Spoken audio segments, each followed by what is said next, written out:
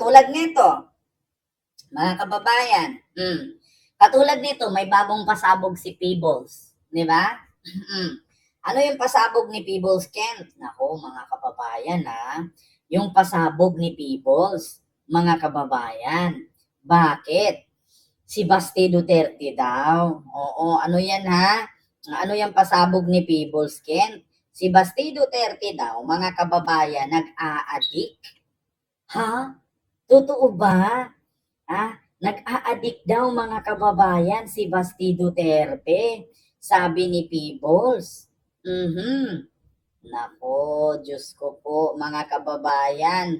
O, pakinggan nyo si Peebles, O, pasabog ni Peebles, Oo. Wait lang, may ads. Just stop it. Lucinan Forte. Help stop non-stop ubo. May ads lang, Ubong makulit? Just stop it. Lucinan Forte. Mga kababayan, may pasabog si Peebles. Simula ngayon, magbi-video na ako kasi kapag ni-report nila yung page ko, nawawala yung mga post ko. So, kailangan i-video ko na siya para meron siya sa TikTok at masasave nyo kung ano yung mga sinasabi ko.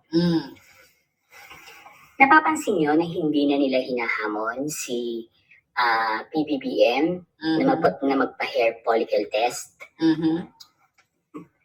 Kasi si Baste bumalik na sa droga. Nagda-drugs na siya. Pansinin niyo ang mukha ni Baste, pansinin niyo yung way ng pananalita niya, yung bibig niya. Ano daw? Sabi ni Peebles, mga kababayan, Peebles Talakera, kaya daw hindi hinahabol or hindi na naghahamon si Basti Duterte ng hair follicle test kay PBBM dahil si Basti daw ay nag-a-addict. Totoo ba? I've been there. Lahat ng droga na gamit ko, nasubukan ko nung nasa Japan ako. For 21 years ng pagiging hostess at 2 years ng ibang trabaho dishwasher, ang dati kong jowa sa Japan ay isang drug lord na Yakuza. Kulangot lang sa akin yung mga pinakikita mo sa news sa mga addict na yan. Diyos ko, nakakita na ako ng mali-malitang drugs, iba't ibang klase.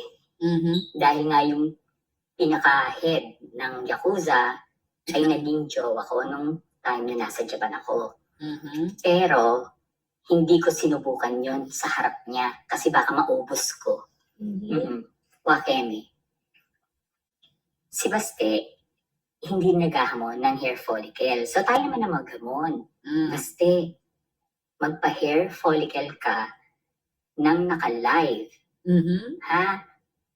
Ngayon namin binabalik sa inyo yung sinasabi nyo na magpa-hair follicle ang presidente. Kasi anytime ready siya. Sa totoo lang, ikaw Baste, magpa-hair follicle test ka nga. Yung live hindi yung picture-picture lang, di ba? Bumalik siya sa pagdodroga kasi stress na siya. Kung mapapansin nyo kung paano magsalita si Basti ngayon, kuwang-kuwa niya ang pananalita ng kanyang tatay. Dahil siya ngayon ay tinitrain ng personality chururut impersonation, Kemirut. Yan ang training ni Basti ngayon. Ang gayahin ng pananalita ng kanyang tatay, pati yung way ng pagjujoke, panoorin niyo siya. Digong na digong, which is ayaw niya.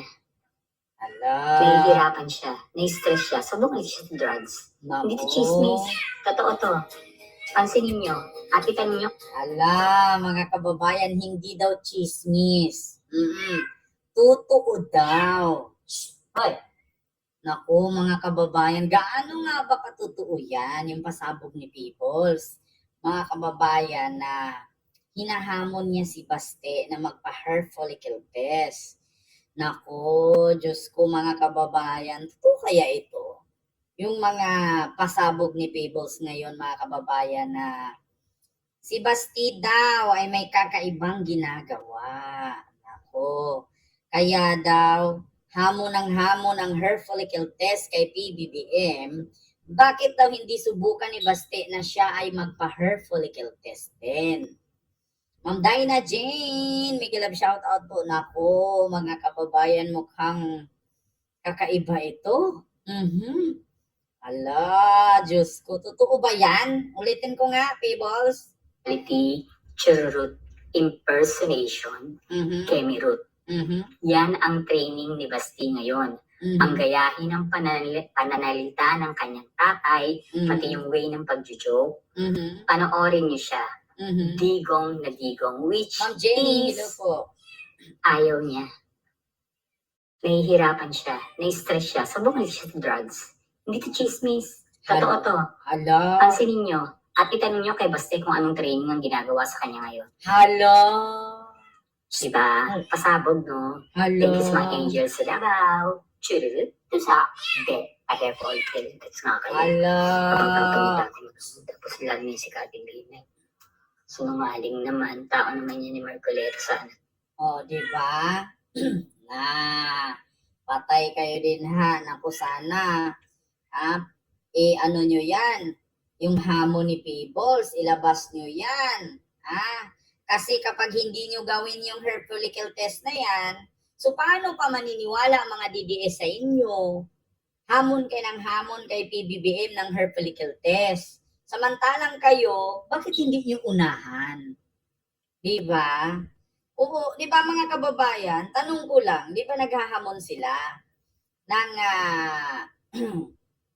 saglit lang, hair follicle test kay PBBM. Tapos ending, mga kababayan, dapat unahan nila, magpa-hair follicle test din sila para malaman ng taong bayan na nagsasabi sila ng totoo. At si PBBM, no, ay magpa-hair follicle test din. Ang problema mga kababayan, sila nga mismo ayaw. Patay ka din na. Oo. Diba? Oo, sabi yan ni Peebles Sabi ni Peebles, maraming salamat daw sa mga angels sa Davao na nag-share. Siguro mga kababayan, no? Meron sigurong source si Peebles doon galing sa Davao, no, na may nagsumbong. Ala, Diyos ko. Nag-a-addict daw pala itong si Tibas. Mga kababayan. Oo. Subukan daw ni Tibas na magpa-hair follicle test. Patay. Mauna ron. Kasi sa totoo lang mga kababayan, napapansin ko kapag ka nagsalita talaga siya. Hindi nga, i-search nga natin. Baste Duterte. Ito nga. Hindi nga, panoorin nga natin kapag nagsalita siya.